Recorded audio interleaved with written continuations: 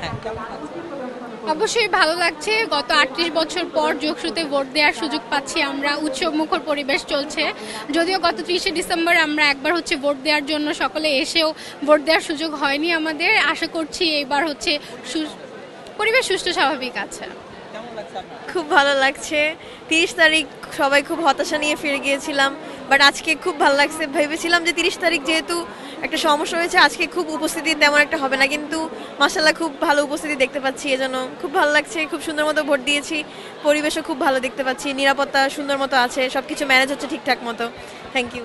আপনি প্রথমবার ভোটার, কেমন প্রার্থী চাচ্ছেন? প্রার্থী চাই যে আমাদের মানে সবাই মিলেমিশে আর কি আমাদের ভার্সিটিটাকে উন্নয়ন করবে। যেহেতু আমাদের ভার্সিটি অনেক পিছিয়ে আছে অনেক দিক থেকে, তো আমরা চাই উন্নয়ন আর কি। যেই জিতুক সবাই একসাথে মিলে কাজ করে ভার্সিটিকে উন্নয়ন করবে। এগিয়ে রাখবেন? জি কোন প্যানেলকে এগিয়ে রাখবেন?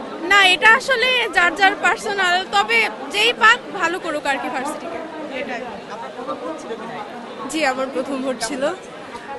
নতুন এক্সপিরিয়েন্স হিসেবে বেশ ভালোই লাগছে। সব কিছু মানে একটু কনফিউশন থেকেও তারপরে হচ্ছে যে সব কোঅপারেশনের মাধ্যমে ভালো মতোই হয়েছে, তাই ভালো লাগছে।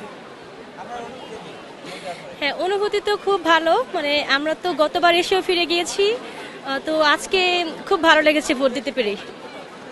হতাশা ছিল কিনা? না না, হতাশা ছিল না, আমরা সবাই খুব আনন্দের সাথে ভোট দিয়েছি।